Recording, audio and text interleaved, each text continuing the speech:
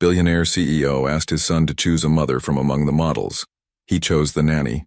The 67th floor of Lancaster Technologies buzzed with the kind of controlled chaos that only billion-dollar decisions could create. Floor-to-ceiling windows stretched across the executive suite, offering a breathtaking view of downtown Seattle's skyline.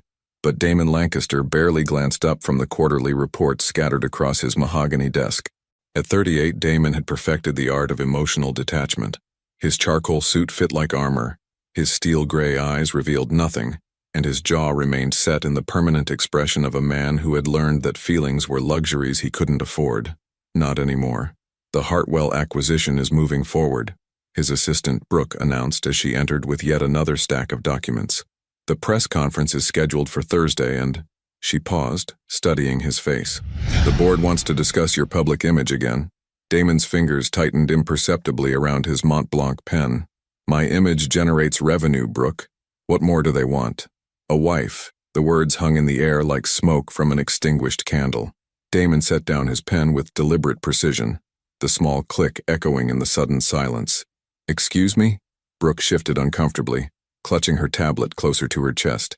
The investors feel that your personal situation affects market confidence. A stable family image could increase stock value by 15%, according to their projections. 4 years. 4 years since the helicopter accident had ripped away everything that mattered, everything except his son. 4 years of building walls so high that even he sometimes forgot what existed beyond them. They want me to remarry for stock prices? His voice carried the dangerous quiet that made competitors nervous and employees scatter. They want you to appear complete, settled, the kind of man people trust with their investments. Brooke's voice grew smaller, especially with the European expansion launching next quarter. Damon stood and walked to the window, his reflection ghost-like against the glass. Below, tiny figures moved through the streets like pieces on a chessboard, each following patterns, each serving a purpose. Marriage was just another business transaction, wasn't it? Another strategic move in an endless game. And my son? They believe a mother figure would stabilize his environment, good for the family narrative. The irony wasn't lost on him. These same board members who praised his ruthless business instincts now wanted him to manufacture the very thing he'd sworn off. Emotional vulnerability disguised as domestic bliss. His phone buzzed. A text from his current nanny. Mr. Lancaster, I'm sorry but I can't continue. Theo needs someone who understands him better. I'll stay until you find a replacement. The 4th nanny in 6 months. Damon closed his eyes, remembering his son's small face at breakfast that morning. Distant, guarded, carrying the same protective emptiness that Damon saw in his own mirror every day. 6 years old, and already building walls. Set up meetings, he said finally, his decision crystallizing like ice. I want profiles of suitable candidates. CEOs' daughters, philanthropists, models. Women who understand that marriage is a partnership, not a romance. What kind of partnership are you looking for? Damon turned back to his desk, his expression carved from marble. The kind that looks perfect in photographs and asks no questions about my heart. Brooke nodded and turned to leave, but paused at the door. What about love, Mr. Lancaster? For a moment something flickered behind his gray eyes. A shadow of the man he used to be. The man who had once believed in fairy tales and forever. Love is a luxury I buried 4 years ago, he said quietly. Now I deal in certainties, and the only certainty I need is that whoever I choose will never try to replace what I lost. As Brooke's footsteps faded down the corridor, Damon stared at his phone, thinking about his son's silent mornings and empty evenings. He was about to engineer the perfect marriage, a flawless business arrangement that would satisfy investors, stabilize his image, and provide Theo with the mother figure everyone insisted he needed. What he didn't know was that downstairs, in the mansion's quiet kitchen, a young woman with gentle green eyes was already changing everything. Claire Bennett had learned to make herself small in big houses. At 27, she'd worked in enough mansions to know the unspoken rules. Speak only when spoken to, blend into the background, and never, ever forget that you're temporary. But the Lancaster estate felt different. Maybe it was the way silence hung in the air like dust, or how even the expensive furniture seemed lonely. As she walked through the marble foyer for the first time, her worn sneakers squeaking softly against the polished floor, Claire couldn't shake the feeling that this house was holding its breath. Theo, she called gently, her voice barely above a whisper. I'm Claire. I'm here to spend some time with you. No answer. She found him in the massive living room, curled up in the corner of a leather sofa that could seat 12 people. His dark hair fell across his forehead, hiding eyes that looked far too serious for a 6-year-old. In his lap sat a tablet, but he wasn't watching anything, just staring at the blank screen like it might hold answers to questions he couldn't voice. Claire had read the warnings in his file. Doesn't engage. Possible attachment issues. Previous caregivers found him difficult to connect with, but looking at him now, she didn't see difficult. She saw scared. Mind if I sit over here? She gestured to the opposite end of the sofa, giving him space. When he shrugged, the first response she'd gotten, she settled in, pulling out her own beat-up book. For 20 minutes, they sat in comfortable silence. Claire read while stealing glances at the little boy who seemed to be waiting for her to do something. Demand attention, force conversation, make promises she couldn't keep. When she did none of those things, his shoulders began to relax. What's that? His voice was barely audible. Claire looked up from her paperback copy of Charlotte's Web. Just a story about a pig and a spider. Pretty silly, really.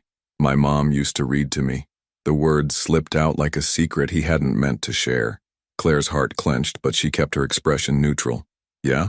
What was her favorite story? She made them up, about a little boy who could talk to the stars.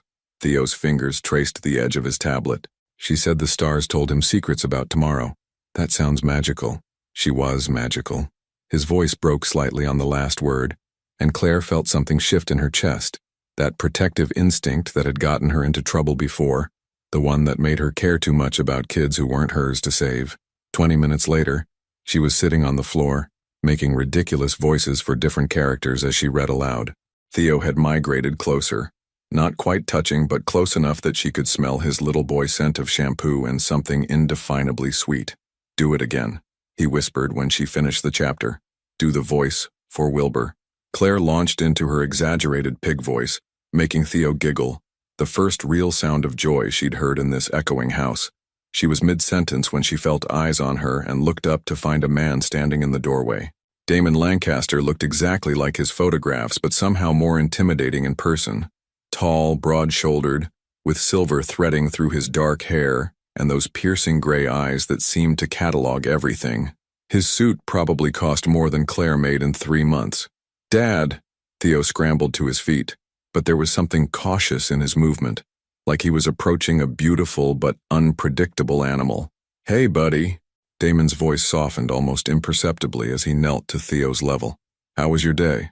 Claire read to me. She does funny voices. Damon's gaze flicked to Claire, who was still sitting cross-legged on the Persian rug, her cheeks burning with embarrassment. She started to stand, but he held up a hand. Don't get up on my account. There was something unreadable in his expression. I was just checking in before my conference call. She's different from the others, Theo said with that brutal honesty that only children possess. She doesn't try to fix me. Something flickered across Damon's face. Surprise, maybe, or recognition. His eyes met Claire's for just a moment, and she saw past the CEO mask to something raw and unguarded. A father who loved his son but didn't know how to show it anymore. That's good, he said finally. I'll be in my office if you need anything. As his footsteps faded down the hallway, Theo settled back beside Claire. He used to read to me too, he said quietly, before Mom died. Now he forgets how to be sad and happy at the same time. Claire's throat tightened. Sometimes grown-ups forget that it's okay to feel more than one thing at once. Do you think he'll remember? The question hung in the air like a prayer. Claire smoothed Theo's hair away from his forehead, a gesture so natural she didn't even think about it.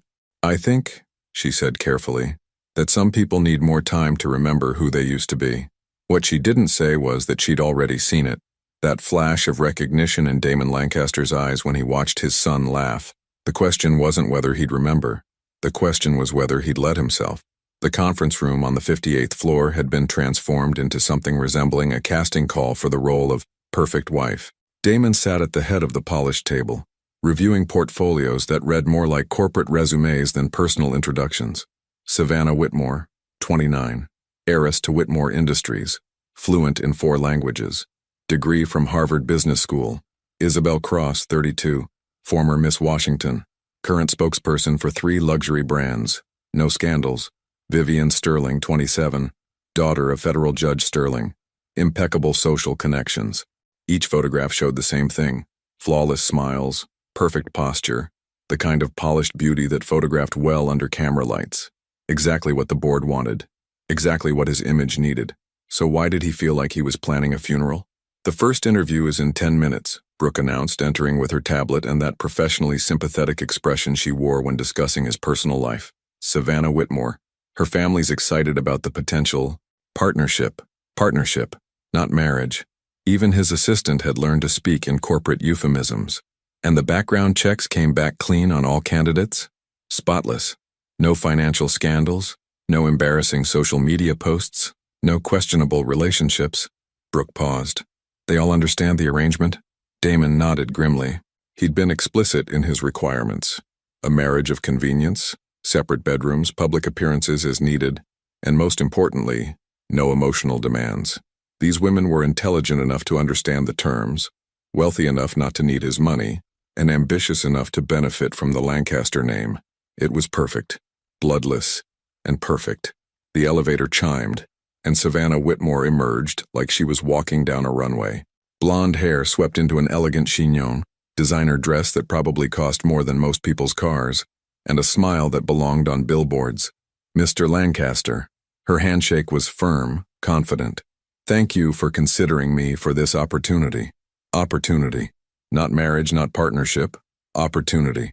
They spent 45 minutes discussing mutual benefits, public image strategies, and social obligations. Savannah spoke with the precision of someone negotiating a merger, which Damon supposed was exactly what this was. And children? She asked, consulting notes on her phone. I understand you have a son. Theo. He's 6. I have extensive experience with children through my charity work. I'm sure we'll get along perfectly fine. She smiled again, that camera-ready expression that never seemed to reach her eyes. Though I assume you have staff to handle the day-to-day care? Something cold settled in Damon's chest. Of course. After Savannah left, promising to review the terms and get back to him, Damon found himself driving home earlier than usual. He told himself it was to check on Theo, to see how the new nanny was working out, but deep down he knew that wasn't entirely true. He found them in the kitchen, a room that had been spotless and unused for years, transformed now into something that looked almost lived in. Claire stood at the island, flour in her hair, helping Theo measure ingredients into a mixing bowl. The air smelled like vanilla and something indefinably warm. We're making cookies, Theo announced without looking up, his tongue poking out in concentration as he cracked an egg. Claire says the best cookies are the messy ones. Is that so?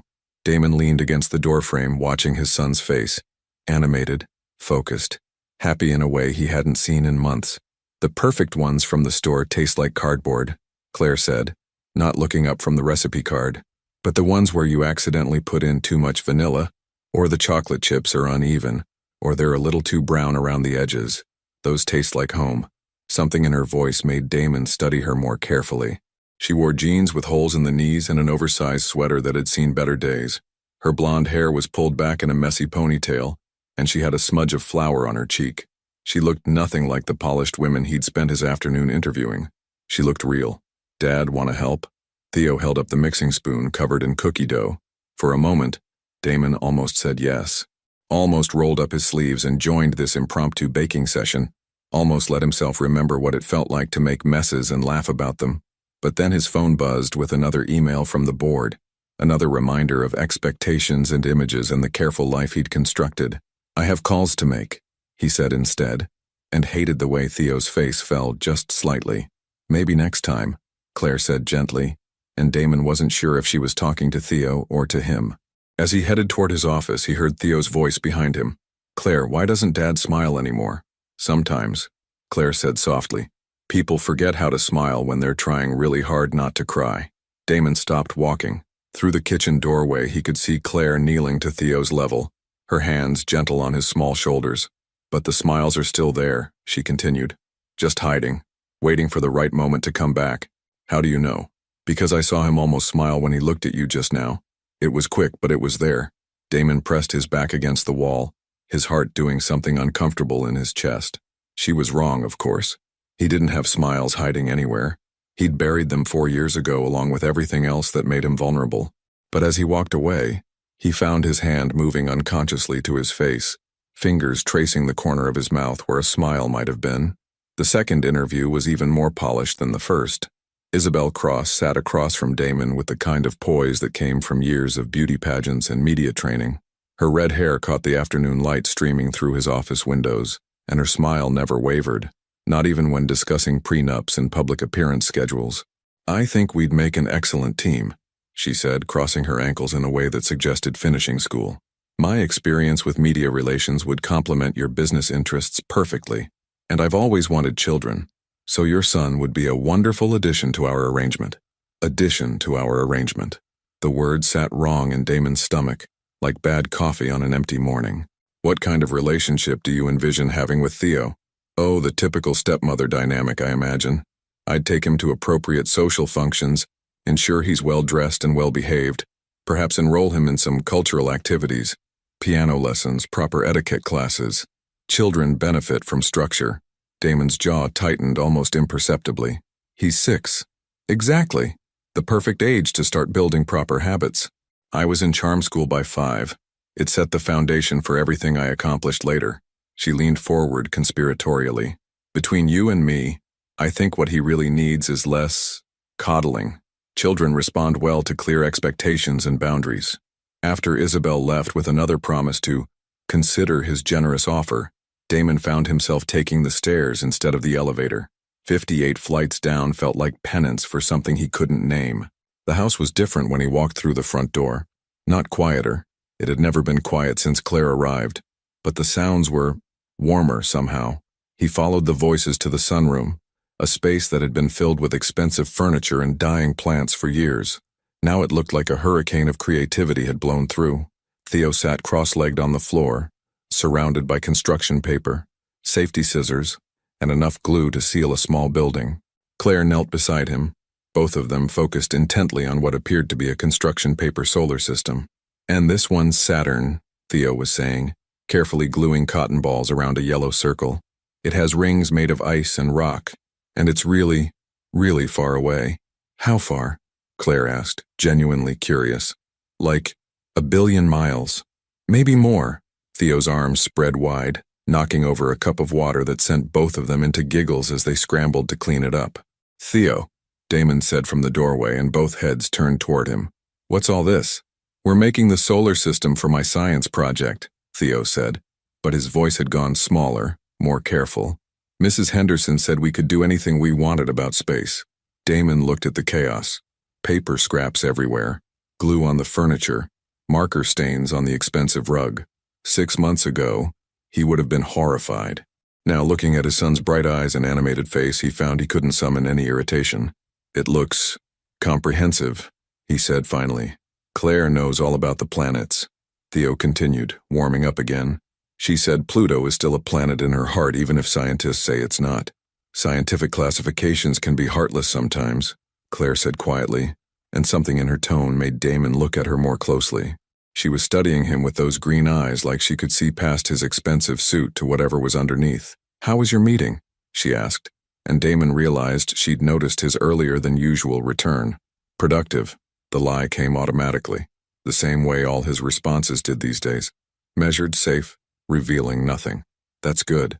But she didn't sound like she believed him, and somehow that made it worse. Theo held up his paper earth, covered with uneven continents and cotton ball clouds. "Look, Dad. Claire showed me where we live." His small finger pointed to the western coast. "And she said Mom's star is right here."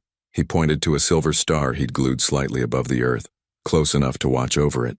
The air left Damon's lungs in a rush.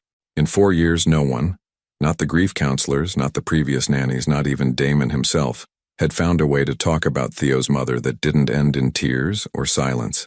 "It's beautiful, buddy," he managed, his voice rougher than he intended. "Can you help us hang it up?" Theo asked. "Claire says it needs to go somewhere special where we can see it every day."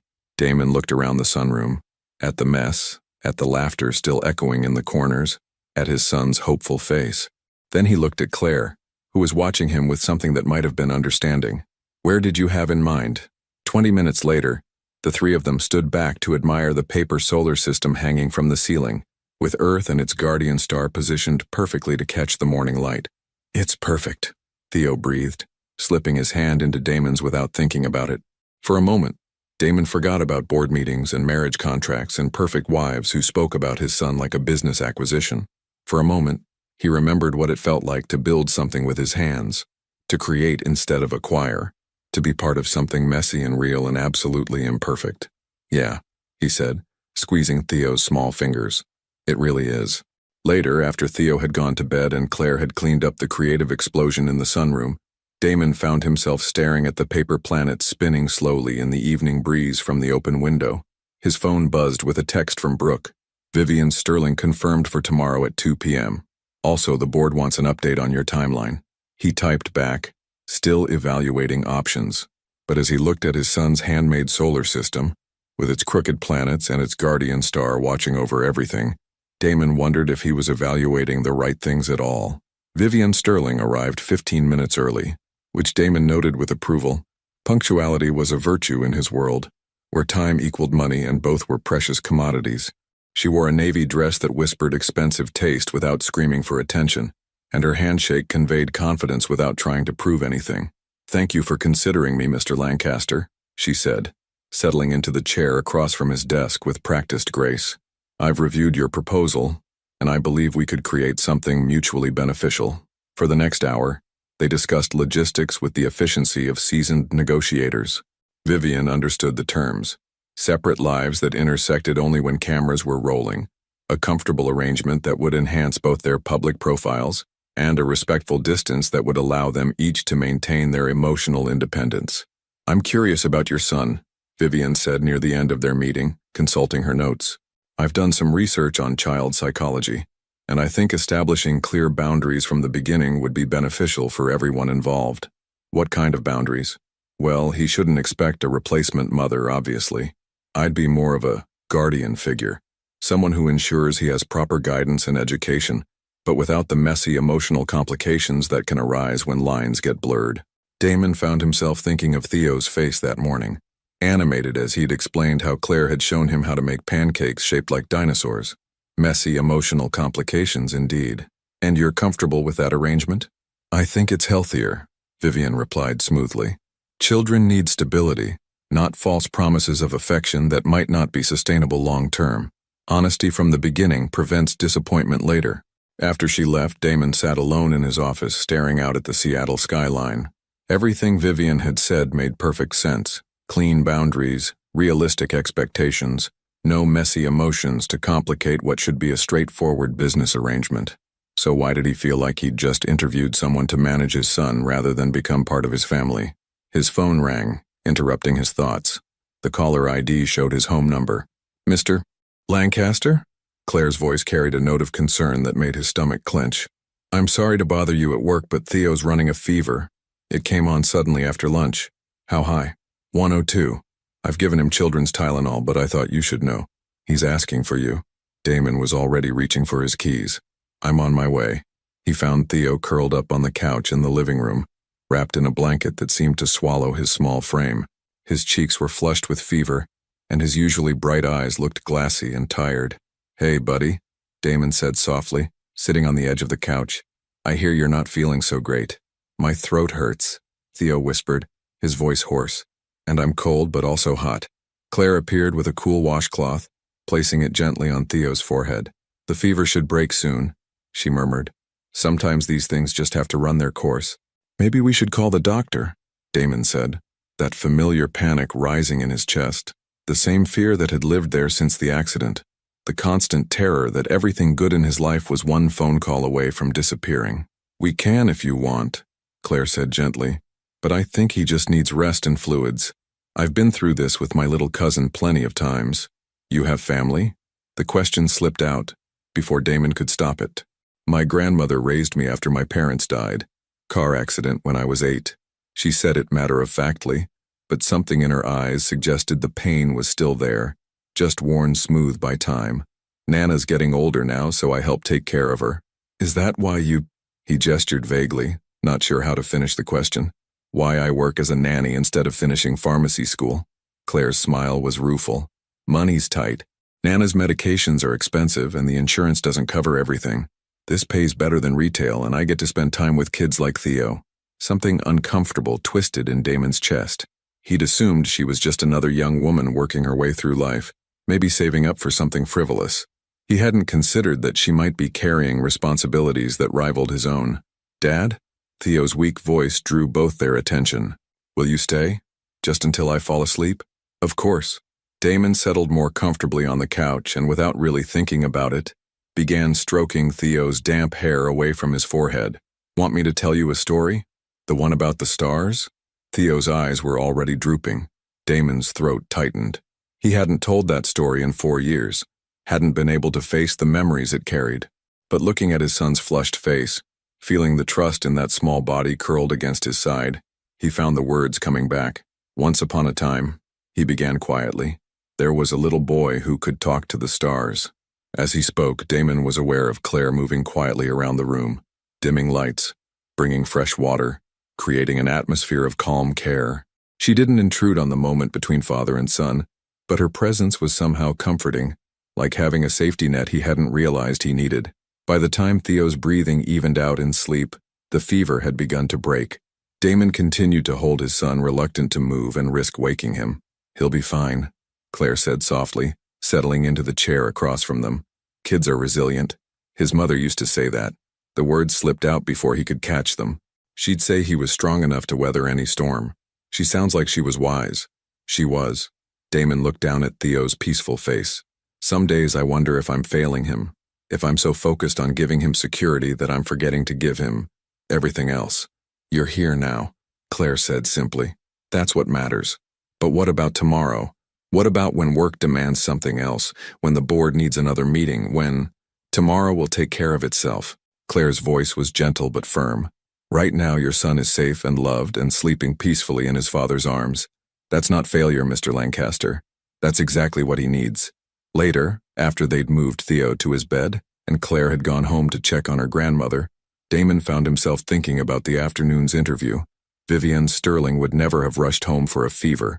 She would have handled it efficiently, professionally, from a distance. But as he checked on Theo one more time before heading to his own room, Damon realized something that shook him to his core. Efficiency wasn't what his son needed from a mother figure. What Theo needed was someone who would drop everything to place a cool cloth on his forehead. Someone who would sit quietly in the background while his father told stories. Someone who saw caring for a sick child not as an inconvenience to be managed, but as a privilege to be cherished. Someone exactly like Claire. The board meeting started at 7 a.m. sharp, and Damon could feel the weight of expectation in the room before anyone spoke a word. 12 faces around the mahogany table, each representing millions in investment capital, all focused on him with the intensity of hawks circling prey.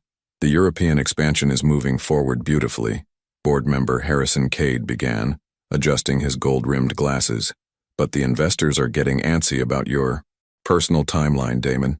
"I'm conducting interviews systematically," Damon replied, his voice carrying the same cool professionalism that had built his empire. "I won't rush into something this significant." "Significant?" Margaret Holbrook, the only woman on the board, leaned forward with a sharp smile. "It's a strategic partnership, not a love match. How complicated can it be?" More complicated than any of them could understand, Damon thought. But he kept his expression neutral. "I'm ensuring the right fit for both my company's image and my son's needs." "Your son." Harrison's tone suggested this was somehow a minor consideration. "Speaking of which, we've heard you've gone through several nannies recently. Instability at home reflects poorly on leadership capabilities." Something cold and protective flared in Damon's chest. "My son is perfectly stable. His current caregiver is exceptional. Temporary help." Margaret waved dismissively. "What you need is a permanent maternal figure, someone with the right breeding, the right connections. The Whitmore girl comes from excellent stock, and the Sterling family has political connections that could be invaluable." Breeding. Stock.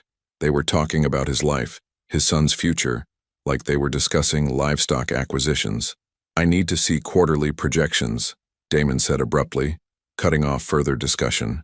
"This meeting is about business expansion, not my personal life." But even as they moved on to financial reports and market analysis, Damon's mind kept drifting to the previous evening. Theo's fever had broken around midnight, and when Damon had checked on him at 2 a.m., he'd found Claire asleep in the chair beside his son's bed, a book fallen open in her lap, positioned so she'd wake if Theo stirred. She hadn't been asked to stay overnight. Her shift had ended at 6, but she'd remained anyway because that's what you did for people you cared about, not because it was efficient or strategic or good for anyone's image, because it was right. Damon? Harrison's voice cut through his thoughts. The timeline? 2 weeks, Damon heard himself say. I'll make a decision within 2 weeks. After the meeting, he found himself taking the long route home, driving through the neighborhoods where ordinary people lived, ordinary lives. Small houses with gardens, children's bicycles left carelessly on front lawns, windows glowing with warm light that suggested families gathered around dinner tables. When had he stopped noticing these things? When had success become a cage that kept him separated from the very life he was supposedly protecting? He pulled into his driveway to find Claire's beat-up Honda still parked near the service entrance. It was past 6, well beyond her normal hours. Through the kitchen window he could see movement, hear the soft murmur of voices. Inside he found chaos that would have horrified his housekeeper. Flour everywhere, mixing bowls scattered across the marble countertop, and Theo standing on a step stool, carefully dropping spoonfuls of cookie dough onto a baking sheet. Dad! Theo's grin was radiant, his fever completely gone. We're making get-well cookies for Mrs. Chen next door. Claire says she's been sick and cookies are better than flowers because you can eat them. Mrs. Chen? Damon had lived next to the elderly woman for 3 years and barely knew her name. She helped me carry groceries last week when I was juggling too many bags, Claire explained, not looking up from the oven where she was checking another batch. Theo thought she might like some company along with the cookies. We made extra for you too, Theo added, holding up a slightly misshapen heart. This one's special because it looks like yours. Damon stared at the lumpy cookie heart, something tightening in his chest. Like mine? Claire says everyone's heart is a little different. Some are perfect and round and some are bumpy and weird-shaped, but they all work the same. Theo's 6-year-old wisdom hit like a physical blow. She says yours got bumpy when Mom died, but it still works really good for loving me. The kitchen went very quiet. Claire's cheeks flushed pink and she suddenly became very interested in arranging cookies on a cooling rack. I should probably get these cleaned up, she said quickly. I know you don't usually like... It's fine. The words came out rougher than he intended. Damon cleared his throat and tried again. The mess is fine. How is Mrs. Chen? Lonely, I think. Her daughter lives in California, and she doesn't get many visitors. Claire glanced at him uncertainly. I hope it's okay that we're making cookies for her. I know it's not really part of my job description. Job description? As if caring about people could be reduced to a list of duties and responsibilities. Dad, can we take them over together? Theo asked, bouncing slightly on his toes. Like a family? The word hung in the air between them. Family. When had Damon started thinking of the three of them as a unit? When had Claire stopped being just the nanny and become... What? What was she becoming? That sounds nice, he said finally, and watched Theo's face light up like Christmas morning. 20 minutes later, they stood on Mrs. Chen's front porch, Damon in his $1,000 suit feeling oddly out of place, Theo practically vibrating with excitement, and Claire holding a plate of still-warm cookies like she was carrying hope itself. Mrs. Chen answered the door in a faded housecoat, her eyes widening at the unexpected visitors. We brought you get-well cookies, Theo announced solemnly. Claire says they work better than medicine, but you should probably still take your medicine too. For the next hour, they sat in Mrs. Chen's small living room, drinking tea from mismatched cups and listening to stories about her late husband, her garden, and the neighborhood's history. Theo charmed her with questions about her cats. Claire admired the photos covering every surface, and Damon found himself genuinely relaxed for the first time in months. Walking back across their respective lawns, Theo skipping between them with sugar crash energy, Damon caught Claire watching him with something like wonder. What? He asked. Nothing, it's just... She shook her head, smiling. You're different when you're not trying to be the CEO. You're just Theo's dad. And you're really good at it. That night, after Claire had gone home and Theo was safely tucked into bed, Damon stood in his home office staring at the stack of profiles on his desk. Perfect women with perfect pedigrees and perfect reasons why they'd make perfect wives. But none of them would have stayed up all night with a sick child. None of them would have thought to make cookies for a lonely neighbor. None of them would have seen his heart as beautifully imperfect rather than something that needed to be fixed or managed. His phone buzzed with a text from Harrison. Board expects an announcement soon. Whitmore family is getting impatient. Damon set the phone aside without responding and walked to the window. Across the yard, he could see Mrs. Chen's kitchen light still on, and he found himself smiling at the memory of her delighted laughter when Theo had asked if her cats knew any tricks. For the first time in 4 years, he was beginning to remember what it felt like to be part of something larger than himself, something messier and more complicated than a business arrangement, but infinitely more real. The question was, did he have the courage to choose real over perfect? The rain hammered against the office windows like accusations, each drop echoing the tension that had been building in Damon's chest for days. Across from his desk, Savannah Whitmore sat with the poised confidence of someone who'd never doubted her place in the world. "My father's quite excited about the potential merger," she said, smoothing an invisible wrinkle from her cream-colored dress. The Whitmore-Lancaster alliance would dominate the tech sector for decades. Alliance. Not marriage. Not partnership. Alliance. "And you're comfortable with the arrangement we discussed?" Damon asked, though he already knew the answer. Everything about Savannah screamed comfortable. Comfortable with expectations, comfortable with appearances, comfortable with emotional distance. Absolutely. Clean. Professional. Mutually beneficial. She consulted her phone with practiced efficiency. "I've already spoken with my publicist about the announcement timeline. We're thinking a spring engagement, fall wedding. Gives us time to coordinate with both our social calendars." Damon nodded, making appropriate sounds of agreement, but his mind was elsewhere. That morning he'd found Claire and Theo in the garden, both covered in dirt, planting seeds in small pots lined up along the stone pathway. "What are you growing?" he'd asked, and Theo had looked up with soil-streaked cheeks and eyes bright with possibility. "Sunflowers. Claire says they follow the sun across the sky like they're always looking for something beautiful." Claire had glanced up then, meeting Damon's gaze with those steady green eyes, and for a moment he'd felt like one of those sunflowers, turning towards something warm and bright without conscious thought. "Mr. Lancaster?" Savannah's voice cut through the memory. "Did you hear what I said about the prenuptial agreements? Of course, my lawyers will handle the details." After Savannah left with another perfectly orchestrated smile, Damon sat alone in his office, staring at the rain-blurred city below. His phone rang, jarring him from thoughts that were becoming increasingly dangerous. "Damon." Harrison Cade's voice carried barely concealed impatience. "We need to talk. The investors are getting nervous about the delay. I told you. 2 weeks. I still have time." "Time for what?" "You've interviewed 3 perfectly suitable candidates. The Whitmore girl is ideal, young, beautiful, connected, and smart enough not to interfere with business operations. What more could you possibly need to consider?" "Love," Damon thought but didn't say. "Laughter. Someone who sees my son as more than a PR opportunity. Someone who makes cookies for lonely neighbors and stays up all night with sick children, and believes that broken hearts can still work perfectly." "I'm being thorough," he said instead. "Be thorough faster. The board meets Monday, and they expect a decision." The line went dead, leaving Damon staring at his phone like it might explode. 4 days. He had 4 days to choose a wife, secure his company's future, and lock himself into a life that would satisfy everyone except the parts of himself he was just beginning to remember. The drive home felt longer than usual, Seattle's traffic giving him too much time to think.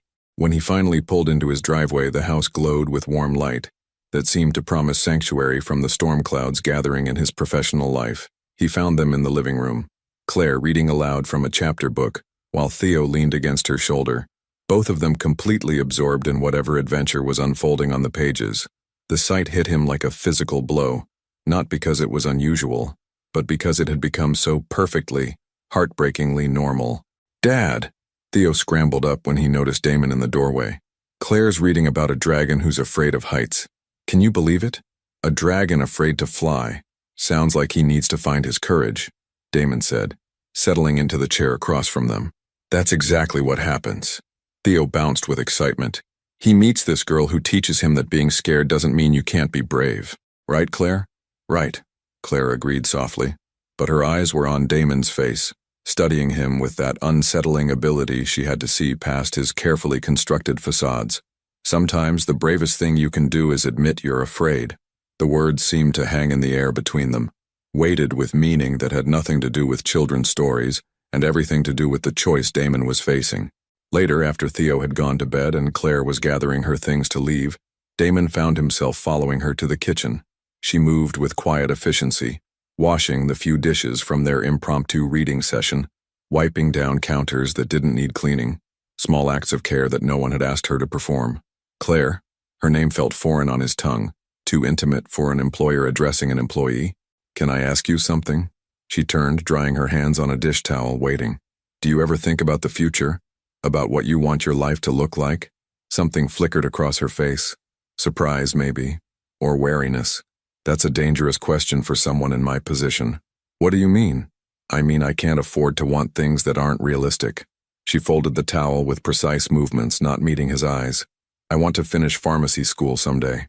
I want to make sure my grandmother gets the care she needs. I want to maybe have a family of my own when the time is right." And what would the right time look like? Now she did look at him, and her smile was sad and knowing. "When I'm not falling in love with someone else's life." The words hit him like cold water. She knew. Somehow she'd seen through all his careful professional distance and recognized what he'd been trying so hard to deny, that the lines between employer and employee, between temporary arrangement and something deeper, had blurred beyond recognition. "Claire, don't." Her voice was gentle but firm. "Please don't say whatever you're thinking of saying. I know who you are, and I know who I am, and I know that some things are impossible no matter how much we might want them. What if they're not impossible? What if what, Mr. Lancaster?" The formality of his title felt like a wall going up between them. "What if you throw away everything you've built for a nanny who can barely afford her own apartment? What if you disappoint your investors, damage your company, risk your son's future for someone who doesn't even belong in your world?" Each word was like a knife, cutting away the fantasies he'd been nurturing without realizing it. "That's not how I see you," he said quietly. "But it's how everyone else will see me, including your son eventually." Claire's eyes glistened with unshed tears. "Theo deserves a mother who can give him everything: stability, security, a future without questions or whispers or people wondering if she's good enough. He has that with you. I'm the nanny, Damon." His first name sounded like a goodbye. "I'm temporary, and the sooner we both remember that, the better." She gathered her purse and jacket, moving toward the door with determined steps. "Claire, wait." She paused at the threshold, not turning around. "What if I don't want temporary anymore?" For a long moment, she stood perfectly still. Then, so quietly he almost missed it. What you want and what's best for everyone you love aren't always the same thing. The door closed behind her with a soft click, leaving Damon alone in his perfectly appointed kitchen, surrounded by the lingering warmth of her presence and the cold reality of her words. Outside, the rain continued to fall, washing away the day's pretenses, and leaving behind only the truth he'd been avoiding. He was in love with Claire Bennett, and it was the most dangerous thing that had ever happened to him. The weekend passed like a fever dream. Damon found himself watching Claire and Theo from the shadows of his own home, memorizing moments he'd never allowed himself to truly see before. The way she helped Theo tie his shoes, her fingers patient and gentle. How she listened, really listened, when he chattered about everything and nothing. The soft humming that filled empty spaces, turning silence into something warm and alive. She was different now, more careful with her smiles, more formal in her responses to him. The easy warmth that had grown between them over the past weeks had crystallized into something fragile and painful, like ice, that might shatter at the slightest touch. Monday morning arrived with the weight of inevitability. Damon stood in his office, looking out at the Seattle skyline when Brooke entered with his coffee and the stack of contracts he'd been avoiding. "The board meeting is in 2 hours," she said quietly, and Margaret Holbrook called. "She wants to know if you need the conference room prepared for an announcement. Tell her I'll be ready." Brooke hesitated at the door. "Sir, for what it's worth, I think you're making the right choice. Savannah Whitmore will be good for the company." After she left, Damon stared at the engagement ring he'd purchased over the weekend. 3 carats, flawless cut, the kind of ring that would photograph beautifully for the society pages. It sat in its velvet box like an accusation, representing everything logical and sensible and completely wrong. His phone buzzed. A text from Claire. "Theo has a doctor's appointment at 2 p.m. Should I reschedule if you want to take him?" The simple offer, giving him the choice to be present for his son, broke something inside him. When had anyone else in his life considered his feelings about fatherhood? When had anyone else made space for him to simply be Theo's dad instead of Damon Lancaster, CEO? He typed back, "I'll meet you there." The pediatrician's office was a riot of primary colors and children's laughter. Damon felt out of place in his business suit, but Claire smiled when she saw him, the first genuine smile she'd given him since their conversation in the kitchen. "Theo will be so happy you're here," she said. "Dad," Theo's voice carried across the waiting room as he launched himself into Damon's arms. "Claire said you might come. Are you going to hear Dr. Morrison tell me I'm growing like a weed?" "Wouldn't miss it," Damon said, and meant it more than he'd expected. In the examination room, he watched Claire help Theo onto the examination table, her movements natural and maternal. She knew exactly how to distract him during the height and weight measurements, exactly when to offer reassurance during the blood pressure check. "Everything looks perfect," Dr. Morrison announced. "He's healthy, happy, and growing beautifully. Whatever you're doing at home, keep it up." "We will," Claire said automatically, then caught herself. Her cheeks flushed as she realized what she'd implied, that there would be a future, that she'd be part of it. The drive home was quiet, Theo dozing in his car seat while classical music played softly from the speakers.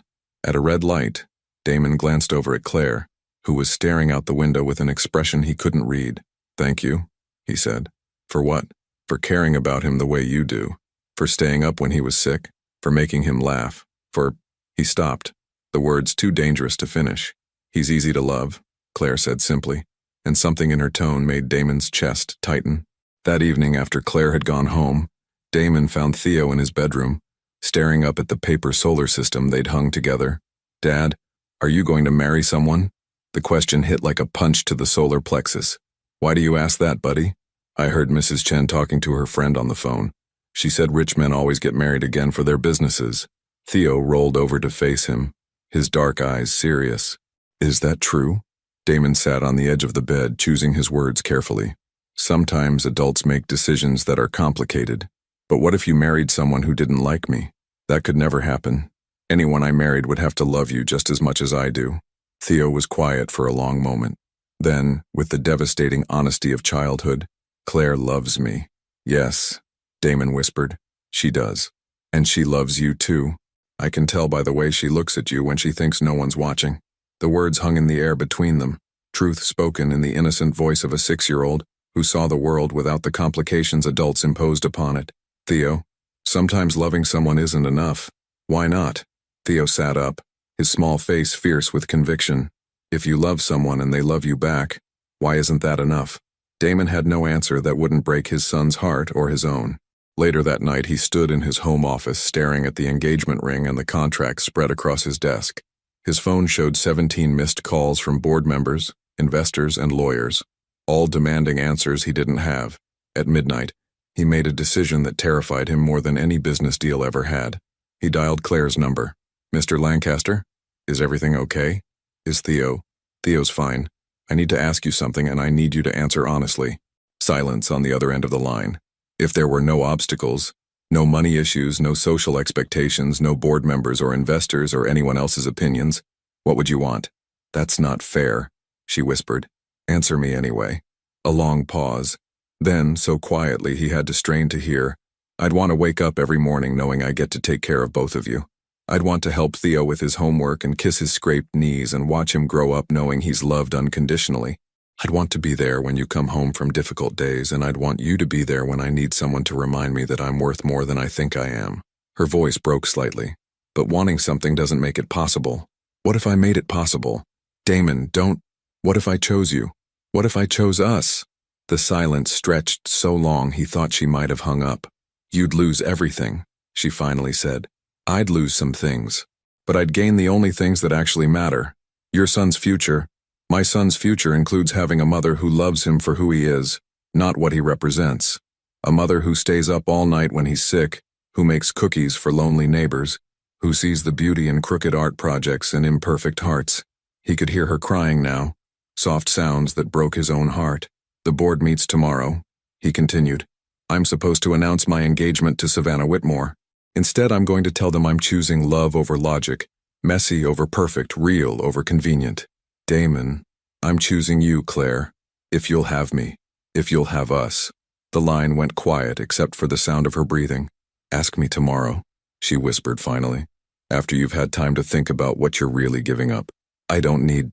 Ask me tomorrow, after the board meeting, after you've faced all the consequences and still think this is what you want." The line went dead, leaving Damon alone with his racing heart and the most important decision of his life less than 12 hours away. The boardroom felt like a courtroom as Damon entered at exactly 9 a.m. 12 faces turned toward him with expressions ranging from expectant to impatient, and he could feel the weight of their collective ambition pressing down on him like a physical force. Gentlemen, Margaret. He took his place at the head of the table, the engagement ring box heavy in his jacket pocket. I know you're expecting an announcement. Finally, Harrison Cade leaned back with satisfaction. The Whitmore Alliance will be exactly what this company needs. When are you planning the public announcement? Damon looked around the table at these people who had helped him build an empire, who had stood by him through the darkest period of his life, who genuinely believed they were protecting his best interests. They weren't villains. They were pragmatists who lived in a world where love was a luxury and strategic partnerships were survival. But they had never held their son while he cried for his mother. They had never felt the quiet joy of a shared bedtime story or the simple contentment of cookies cooling on a kitchen counter. There's something I need to tell you first, he said quietly. Margaret Holbrook's perfectly manicured fingers drummed against the table. Damon, please tell me you're not having second thoughts. We've already begun preliminary discussions with Whitmore Industries about the merger possibilities. I am having second thoughts. About all of it. The room went dead silent. What exactly does that mean? Harrison's voice carried a warning. Damon stood and walked to the floor-to-ceiling windows, looking out at the city he'd helped shape, the skyline that represented years of ruthless ambition and calculated risks. It means I've remembered something I'd forgotten. The difference between building a life and constructing an image. This is about the nanny, isn't it? Margaret's voice was sharp with disbelief. Damon, surely you're not considering. Her name is Claire. He turned back to face them, his voice steady despite the earthquake happening in his chest. And yes, this is about her. It's about my son. It's about choosing what's real over what looks good in annual reports. You're talking about throwing away everything we've built, Harrison said, his face flushing with anger. For what? Some romantic fantasy with the help? The dismissive tone ignited something dangerous in Damon's chest. Careful, Harrison. You're talking about the woman I love. The woman who loves my son like he's her own. The woman who has brought more joy into our home in 6 weeks than all your strategic partnerships have managed in 4 years. Love? Margaret laughed, the sound brittle and sharp. Damon, you're a billionaire CEO, not a teenager. Love doesn't pay investors. Love doesn't secure market positions. Love doesn't what? Damon's voice cut through hers like a blade. Doesn't matter? Doesn't count? Doesn't deserve consideration in decisions about my own life? Board member James Wright, who had remained silent until now, leaned forward. What about your son's future? His inheritance? His education? His position in society? Are you willing to jeopardize all of that for feelings? My son's future includes having a mother who will teach him that kindness matters more than connections, that integrity matters more than image, that being loved for who you are is worth more than being respected for what you own. The investors will revolt, Harrison said flatly. Stock prices will plummet. The European expansion will succeed or fail based on the strength of our products and the intelligence of our strategies, not on whether my wife went to the right finishing school. You're being naive, Margaret snapped. Image matters in this business. Perception drives market confidence. A CEO who makes emotional decisions instead of strategic ones is a liability. Damon returned to his seat, his hands remarkably steady as he placed the engagement ring box on the table. Then maybe you need a different CEO. The words fell into the room like stones into still water, creating ripples of shock that spread across every face. You're threatening to resign? Harrison's voice was barely above a whisper. I'm telling you that I won't sacrifice my family's happiness for your comfort with traditional arrangements. If that makes me unfit to lead this company, then so be it. For a long moment, no one spoke. The only sound was the soft hum of the air conditioning and the distant murmur of Seattle traffic 60 floors below. Finally, Margaret spoke, her voice carefully controlled. And if we refuse to accept this decision? If we vote no confidence? Damon met her gaze steadily. Then I'll walk away with my dignity intact and my son knowing that his father chose love over fear. I'll build something new, something better, something that doesn't require me to pretend my heart doesn't exist. You'll be ruined financially, James said. The non-compete clauses alone will keep me out of the tech industry for 3 years. 3 years. 3 years. I'll manage. Damon's smile was sharp and absolutely certain. I'm good at building things from nothing. I did it once. I can do it again. Harrison's face had gone pale.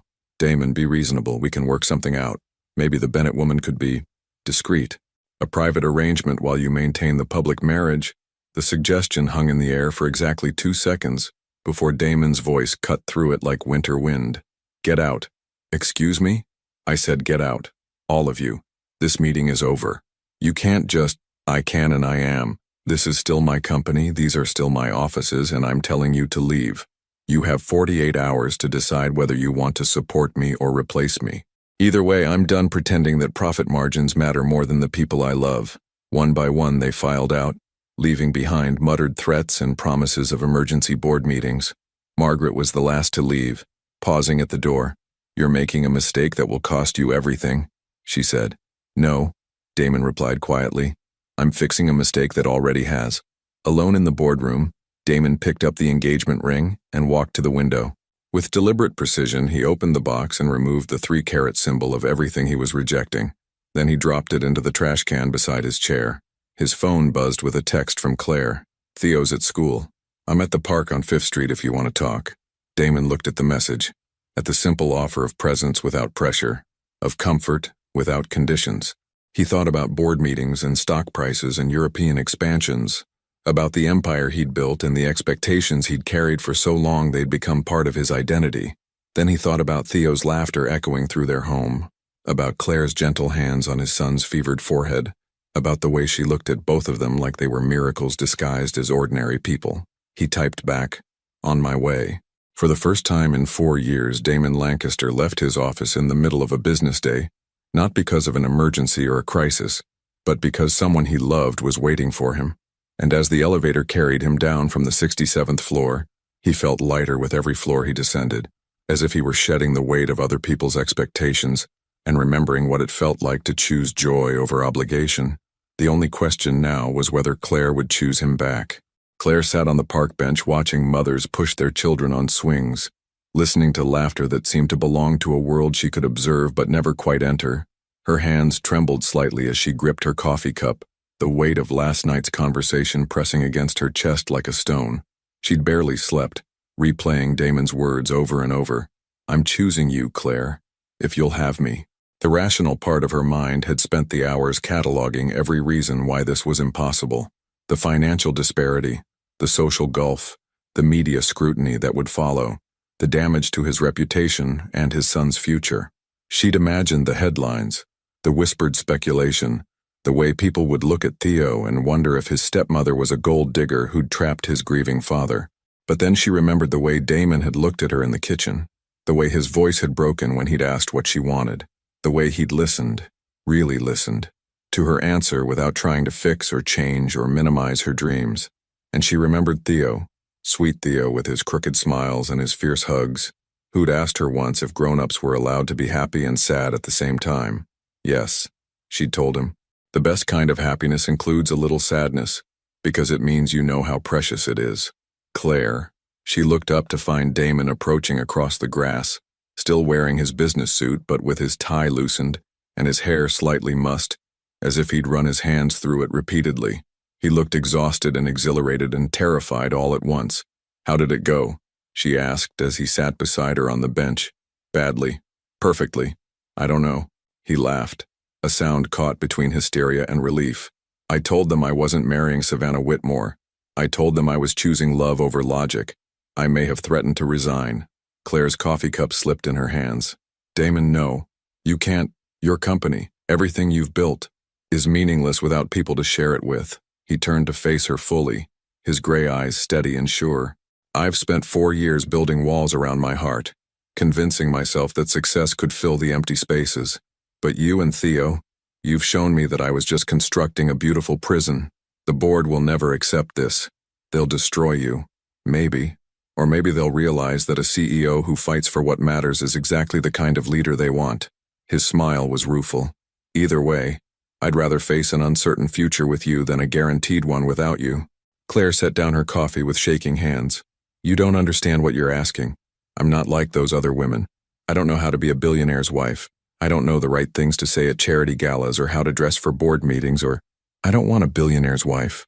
Damon's voice was soft but absolutely certain. I want the woman who makes cookies for lonely neighbors. I want the person who stays up all night with sick children. I want someone who sees my son as a gift, not an obligation. People will talk.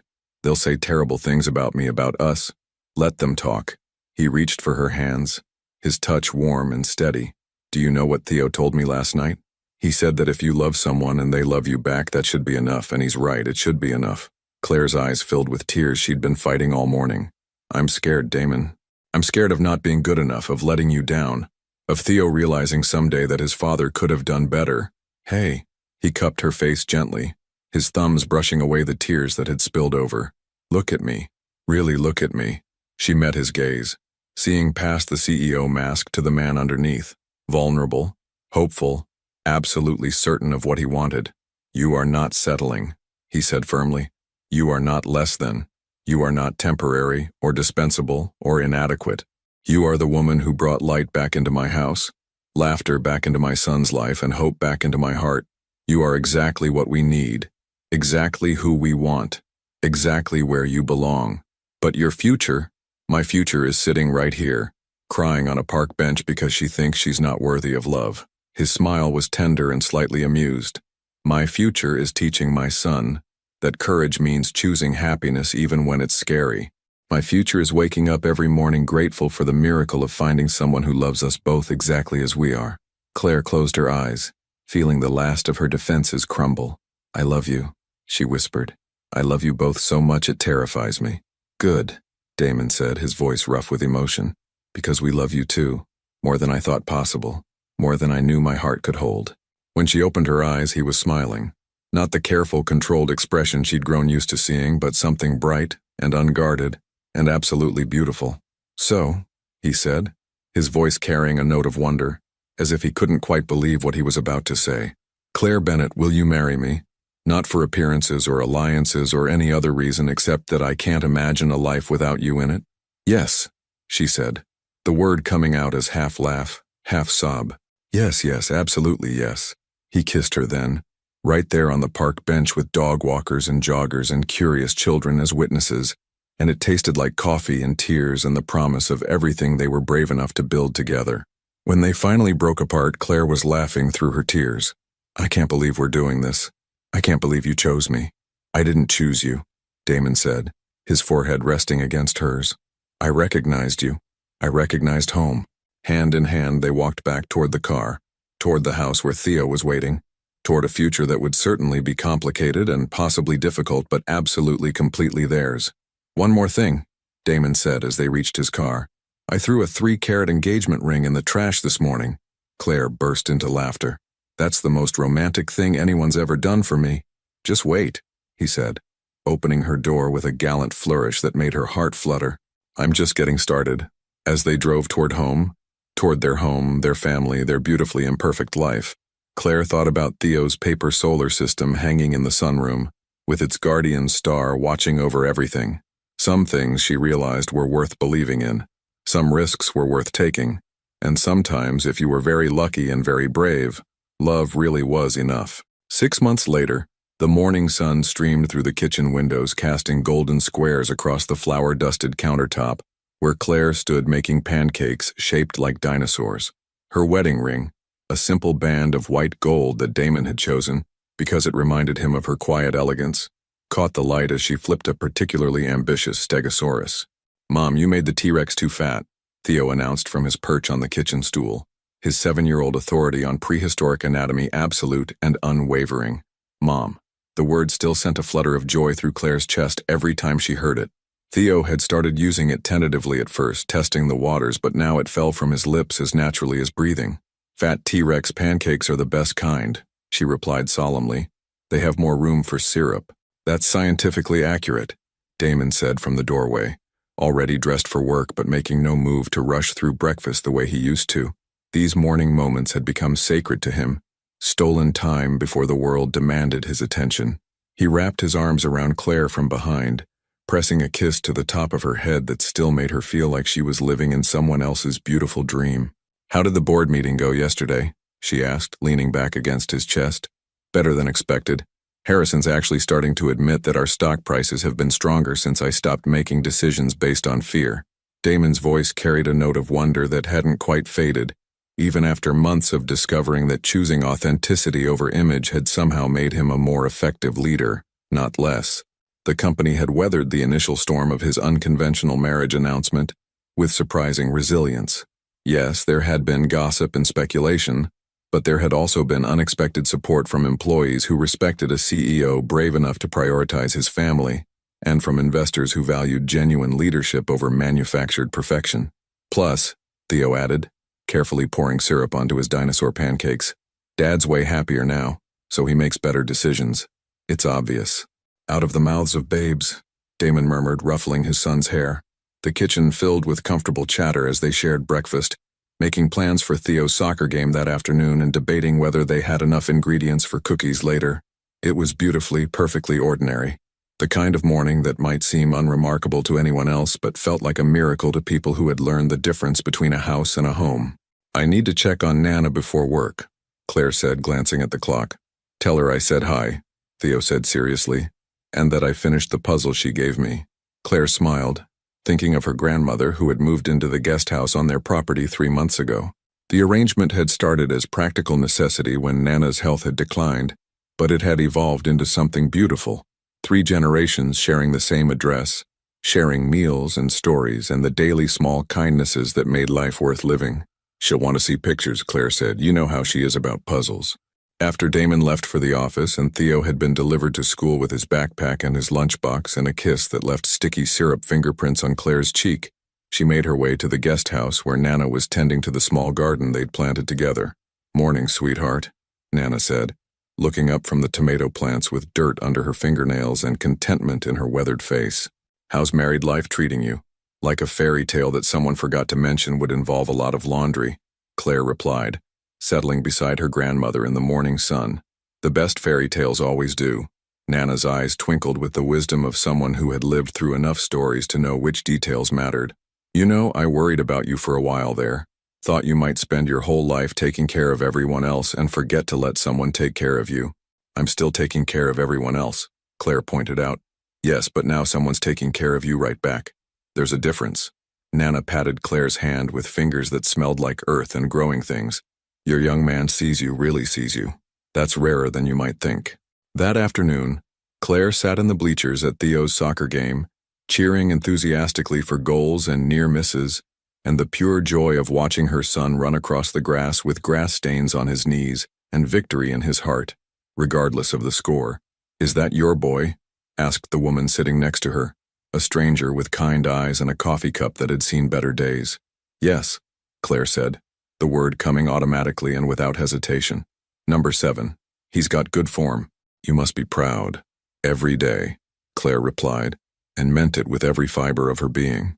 Damon arrived just before halftime, having left another meeting early to make it in time for the second half. He climbed the bleachers with the focused determination of someone who had learned that presence was more valuable than perfection, settling beside Claire with a kiss that earned good-natured teasing from the other soccer parents who had grown accustomed to their quiet displays of affection. Did he score yet? Damon asked, scanning the field for their son. 2 assists and 1 spectacular tumble that he turned into a somersault, Claire reported. I think he's enjoying himself more than he's focusing on winning. Good, Damon said firmly. There's plenty of time for him to learn about competition. Right now he should just learn about joy. As they watched Theo race across the field, his face bright with exertion and happiness, Claire thought about the path that had brought them to this moment. The fear and uncertainty, the obstacles that had seemed insurmountable, the choice to believe that love could be practical and wild at the same time. No regrets? She asked softly, the question that still surfaced sometimes in her quieter moments. Damon turned to look at her, this woman who had transformed his life not by trying to fix what was broken, but by showing him that some things were worth rebuilding from the ground up. Only one, he said. Claire's heart skipped. What? That it took me so long to realize that the best things in life aren't the ones you plan for. They're the ones that choose you back. That evening, after Theo had been bathed and storied and tucked into bed with his traditional 15 minutes of staying awake to think about the day, Claire and Damon sat on their back porch, watching the sun set over the garden, where Nana's tomatoes were beginning to ripen. Mrs. Chen called, Claire said, curled against Damon's side on the porch swing they'd installed last month. She wants to know if we're free for dinner on Sunday. Apparently she's making her famous pot roast and Theo specifically requested an invitation. Of course he did, Damon laughed. He's been talking about that pot roast for weeks.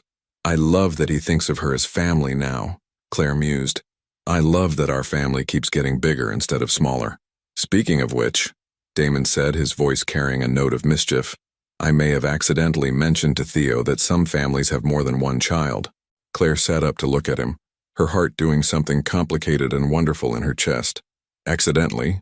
Well, he asked why some of his friends have siblings and he doesn't. I may have mentioned that sometimes families grow in unexpected ways. Damon's smile was soft and hopeful. What do you think? Ready for our next adventure? Claire thought about their life. Messy and beautiful and nothing like the perfect image she'd once imagined success should look like. She thought about Theo's laughter echoing through their home, about Nana's wisdom shared over morning coffee, about the way Damon looked at her like she was simultaneously the most precious and the most natural thing in his world. I think, she said, settling back into his arms, that we're pretty good at unexpected adventures. As the stars began to appear in the darkening sky, the same stars that watched over paper solar systems and whispered secrets to little boys who missed their mothers, Claire Bennett Lancaster closed her eyes and listened to the sound of her family settling in for the night. Somewhere in the house, Theo was probably still awake, staring up at his ceiling and thinking about soccer goals and pot roast dinners and all the small magics that made up a life worth living. Somewhere in the guest house, Nana was reading her evening mystery novel and planning tomorrow's garden work. And here on the porch, wrapped in the arms of a man who had chosen love over fear, Claire felt the deep contentment that came from knowing she was exactly where she belonged. The best stories, she realized, weren't the ones that ended with happily ever after. They were the ones that began with once upon a time and then kept writing themselves, one ordinary, extraordinary day at a time. What would you choose? A life that looks perfect from the outside, or one that feels perfect from within? Have you ever had to choose between what others expected and what your heart knew was right? Your participation in the channel is very important. Please leave your opinion in the comments. Thank you for watching. If you enjoyed the story, please subscribe to our channel and leave a comment below letting us know what you thought. Your feedback and support mean a lot to us. Stay tuned for more exciting stories.